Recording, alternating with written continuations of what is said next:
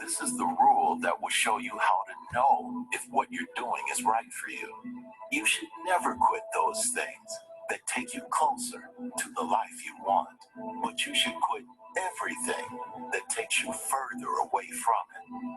I want to talk to you today about how you can easily identify if something's right or wrong for your future.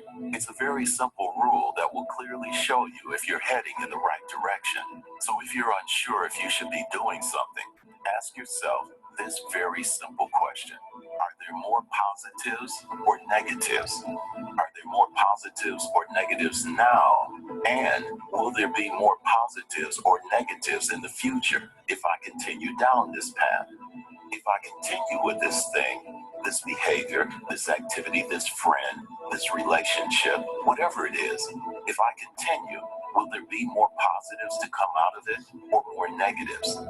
Will my future be better or worse for having done this? Not just in the immediate future, but in your long-term future.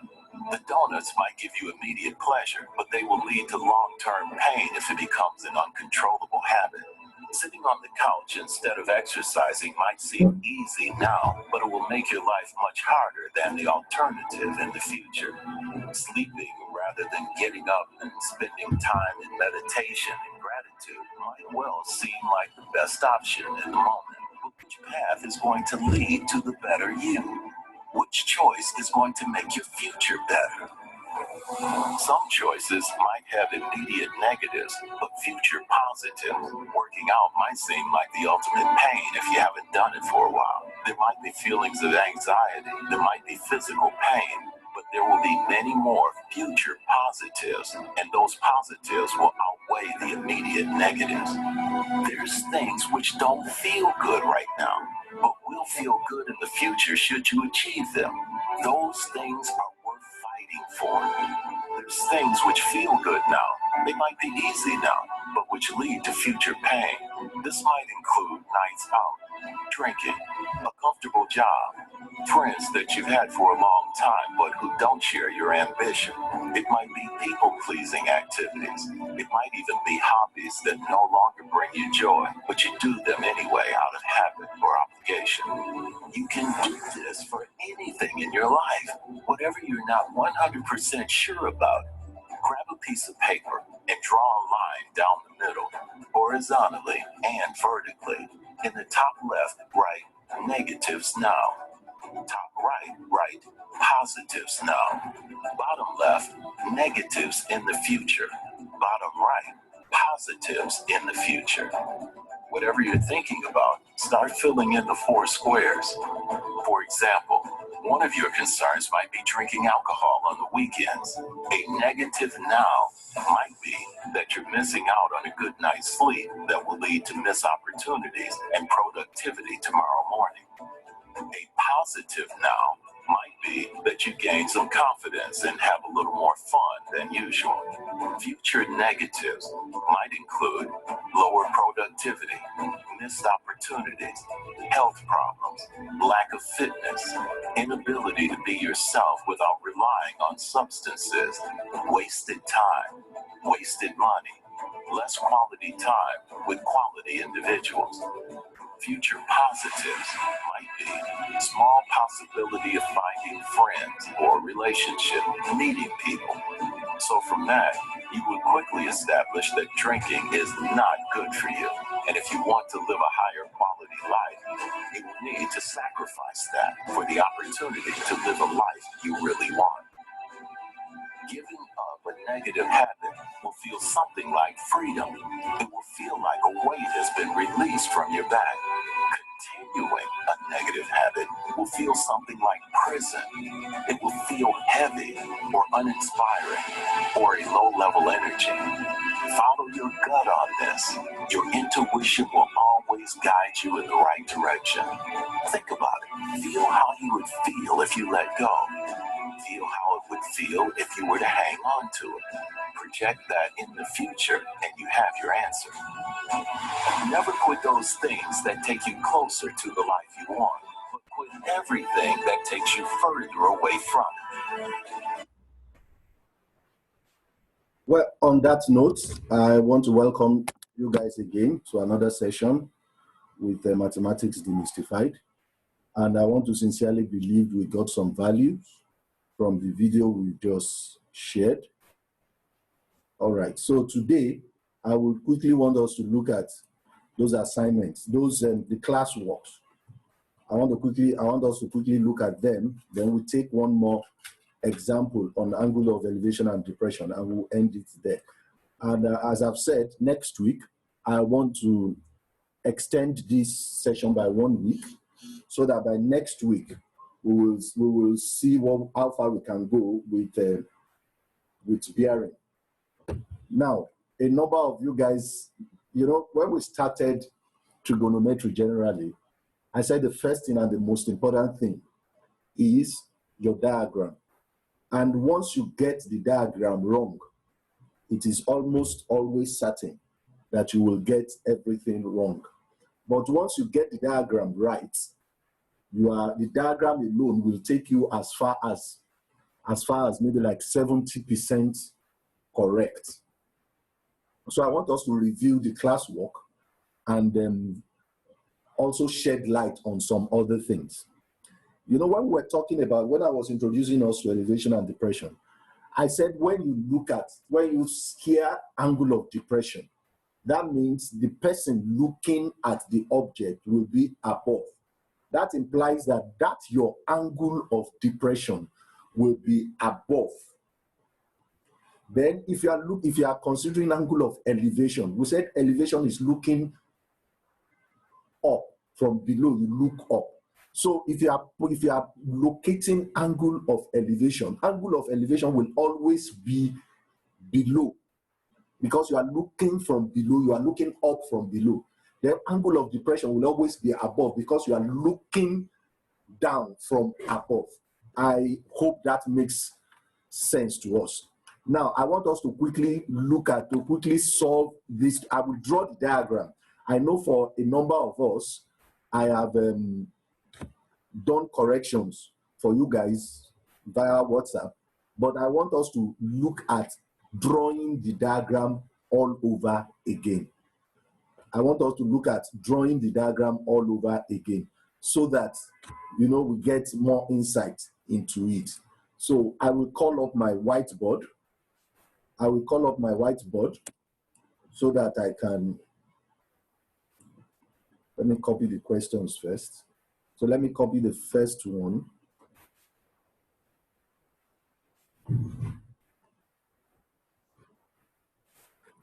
So,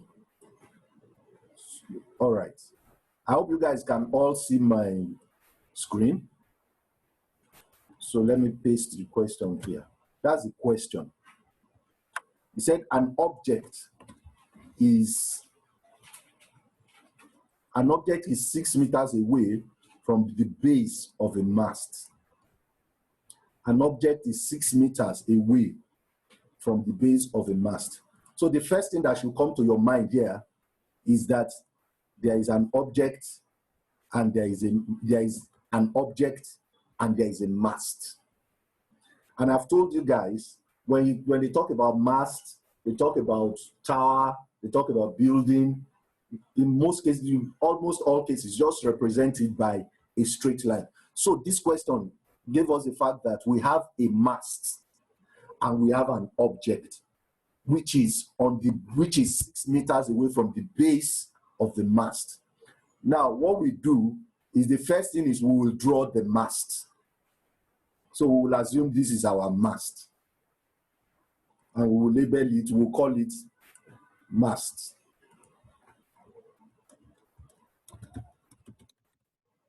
That's our mast. Okay, so we can decide to label it, give it a label, let's say M at the top, and probably a T at the bottom. So we say let the mast be MT. Now, they said there is an object. Now, this mast we have drawn at the foot, the base of the mast. When they say base of the mast, that means the bottom, the one that is on the ground. So if you look at this, my mast now, point T is the base of the mast. So they said the object is 6 meters away from the base of the mast. Now, whichever way you like, you can either draw, the object can be either to your left or to your right. That means you can either draw the object towards like this, or you can draw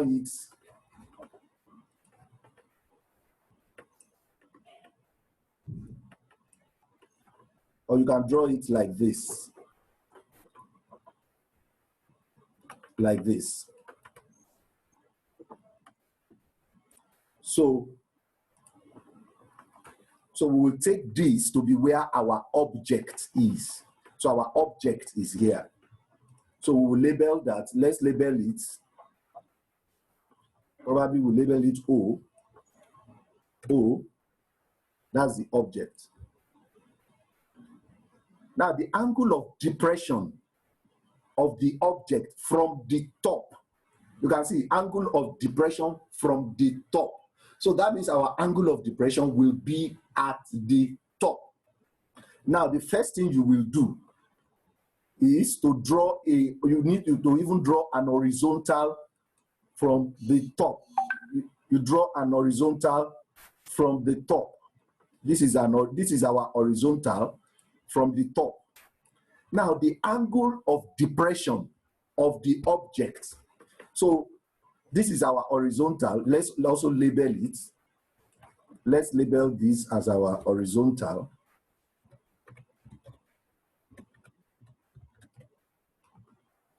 Now, the angle of depression of this object O from the top, that means from M to O, the angle of depression we're given to be 60 degrees.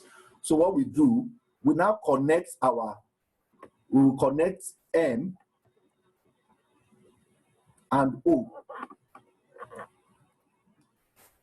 Now, the angle of depression is the angle that line we have just drawn made with the horizontal at M, which will be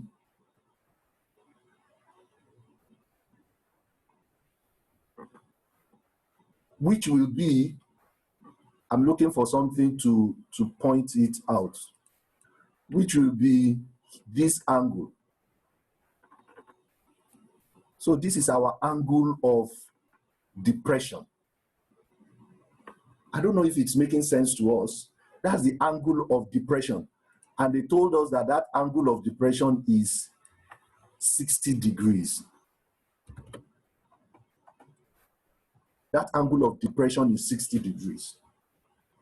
Now, we're told that the object from the base of the mast, that is from T to O, the object is 6 meters away from the base of the mast. So that means this distance, we have 6 meters here. So that distance is 6 meters. Now, this is our diagram. But we need to, now there are two ways. There are two ways you can go about. The question says we should find the height of the mast. So from this diagram now, the height of the mast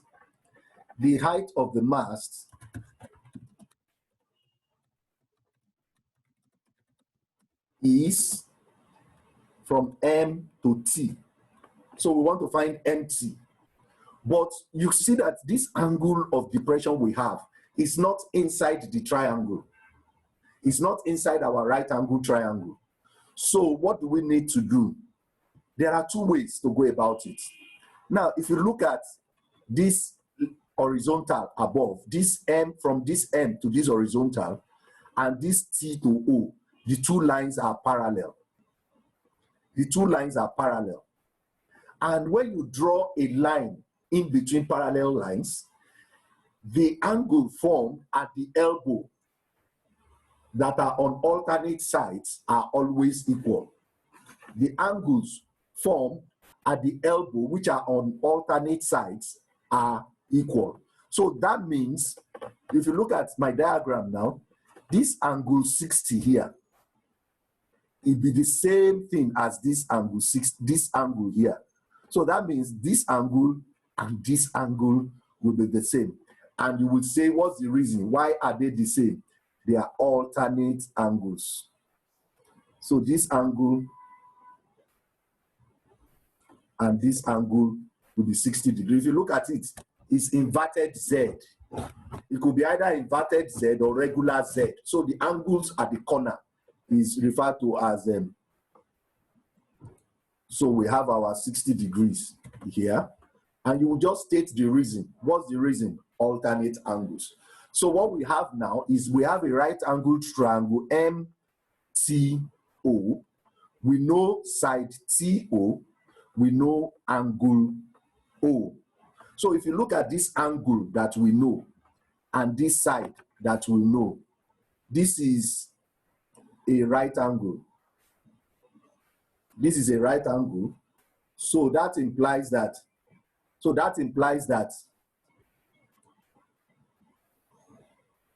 TO is adjacent to this angle 60, because it is the line that joins, TO is the line that joins the angle that we know to the right angle. It is adjacent. So we can say this is adjacent. Now, which line do we want to find? We want to find MT. If you look at the angle that we know and MT, line MT is directly facing the angle that we know, is facing it. So that means this MT will be our opposite.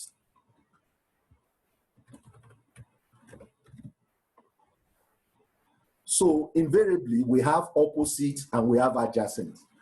So from this, we know that opposite and adjacent are connected by tangents. So what we say is, we'll now say tan 60 degrees will be equal to opposite, which is MT. MT is the opposite, which is MT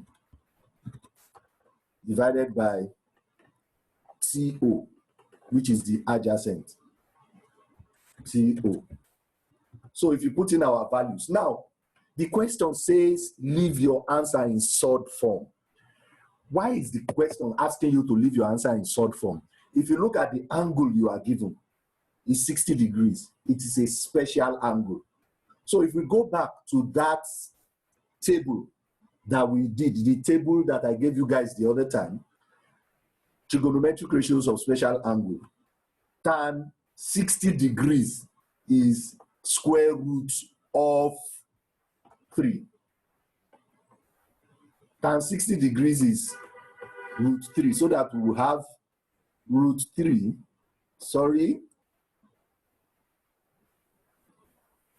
will be equal to our MT, which is what we are looking for.